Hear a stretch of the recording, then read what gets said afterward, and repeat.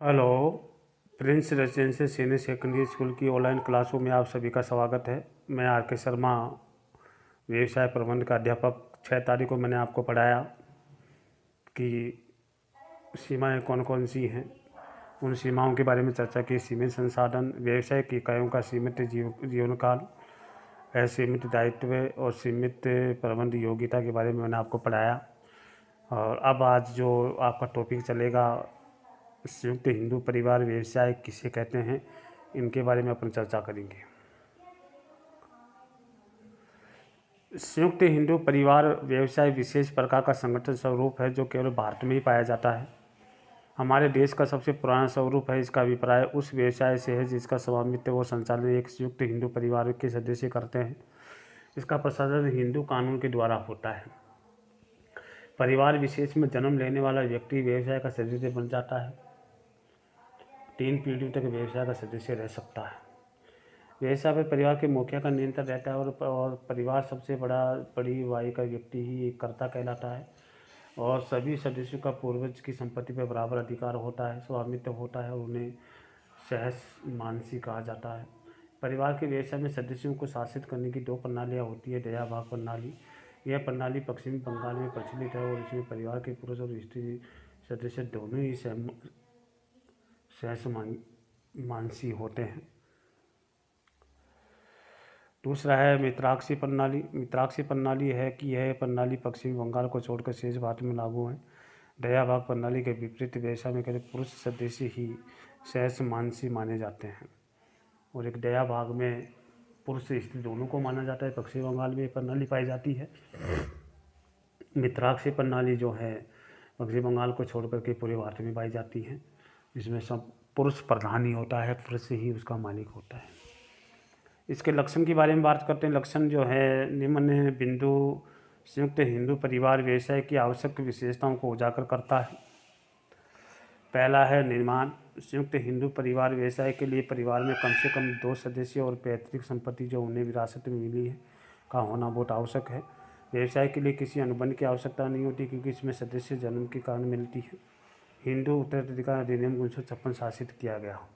दायित्व। कर्ता को छोड़कर अन्य सभी सदस्यों का दायित्व व्यवसाय की सहस मानसी संपत्ति उसके अंश तक सीमित करती है। नियंत्रण। परिवार के व्यवसाय पर एक कर्ता का नियंत्रण होता है। वह सभी निर्णय लेता है और सभी व्यवसाय के प्रबंध के लिए भी अधिकृत होता है। उसके निर्णय में दूसरे सभी सदस्य बाध्य होते हैं। निरंतरता। कर्ता की मृत्यु होने पर व्यवसाय चलता रहता है क्योंकि इसमें सबसे बड़ी आयु का अगला सदस्य कर्ता का स्थान ले लेता है। इसे व्यवसाय में स्थिरता आती है और सभी सदस्यों को संयुक्त सहमति से ही व्यवसाय को समाप्त किया जा सकता है।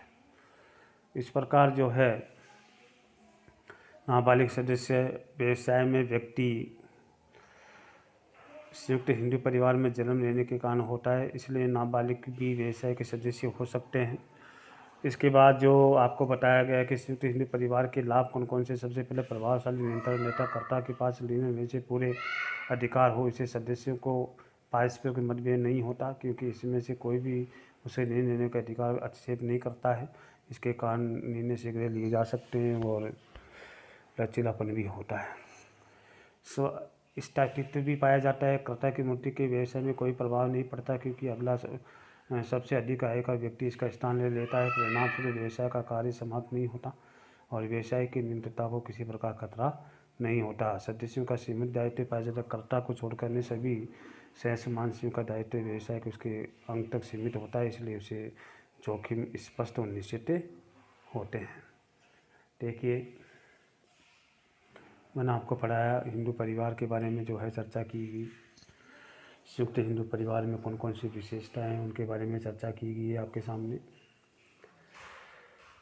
मैंने इनके लक्षणों के बारे में भी चर्चा की कि कौन कौन से लक्षण पाए जाते हैं संयुक्त हिंदू परिवार में। निर्माण, दायित्व, नियंत्रण और नियंत्रता और नाबालिग सदस्य गुण भी मैंने आपको बताया गया है। स्थायित्व, प्रभावशाली नियंत्रण, सदस्य को सीमित दायित्व जो है मैंने आपको आज पढ़ाया है।